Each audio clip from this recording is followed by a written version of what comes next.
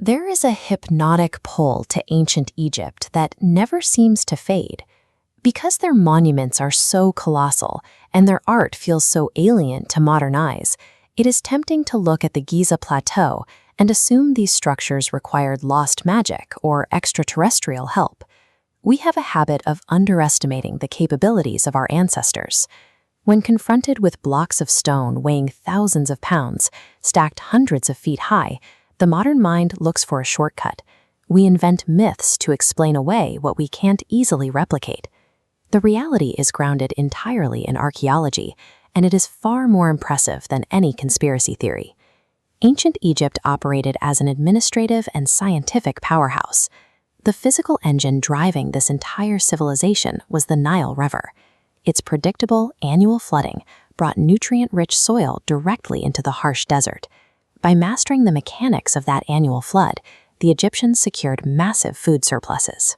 That baseline of caloric security freed up human capital to focus on something else entirely: rigorous, practical innovation. Every single year, the Nile's floodwaters would wash away physical property boundaries. To avoid chaos and redraw those borders accurately, the Egyptians had to invent advanced surveying techniques and highly practical geometry. That exact mathematical foundation eventually scaled up.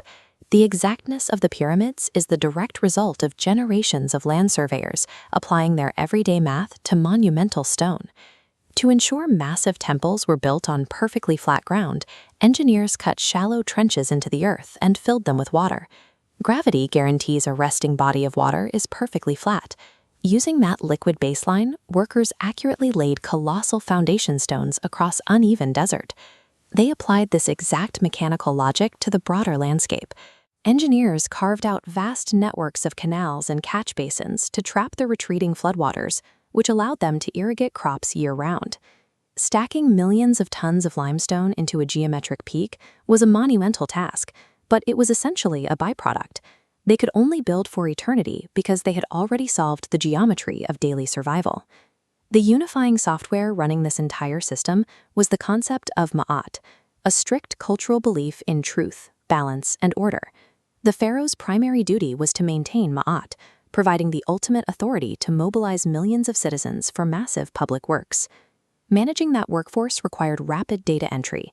While hieroglyphs were carved into stone, scribes used hieratic, a fast cursive script for dense record-keeping. Inventing lightweight papyrus paper allowed them to easily roll scrolls and physically store vast libraries of accumulated knowledge. The Edwin Smith papyrus, dating back to 1600 BC, proves the depth of that knowledge. It is a surgical treatise filled with rational, step-by-step instructions for diagnosing head and chest injuries, completely free of magical incantations. Egyptian doctors practiced observational medicine. They set broken bones with splints and packed open wounds with honey. Today, modern science confirms honey is a natural antibacterial agent, and certain molds actively produce penicillin. The mummification process gave them a remarkably clear map of human anatomy, though they made one massive miscalculation. Embalmers carefully preserved the heart, believing it was the center of intelligence, while entirely discarding the brain by pulling it out through the nose. Despite the anatomical mix-up, their true legacy survives in those papyrus scrolls. The real immortality of Egypt was their commitment to documenting physical, scientific observations. Strip away the gold burial masks and the grand statues, and you find a working class living a life that feels surprisingly familiar to us today. Legal freedom was notably advanced, especially for women. Unlike their later counterparts in ancient Greece or Rome, Egyptian women held the right to own and inherit property, run their own businesses, practice as doctors, and even initiate a divorce. We also see this practicality in their daily routines. Both men and women famously wore heavy, dark eye makeup, known as kohl. This thick black eyeliner did serve an aesthetic purpose, but it was primarily preventative medicine. The lead-based kohl acted as a harsh antibacterial agent to ward off eye infections, while the dark pigment absorbed the harsh glare of the desert sun. Even their economy was fueled by practical nutrition. The laborers who built the pyramids were paid their daily wages in rations of thick, nutrient-dense beer. It provided essential calories and was heavily fermented, making it far safer to drink than standing canal water. This civilization was built by a well-fed, highly organized, and legally protected workforce. It was human health and motivation that raised those stones, not slaves or magic.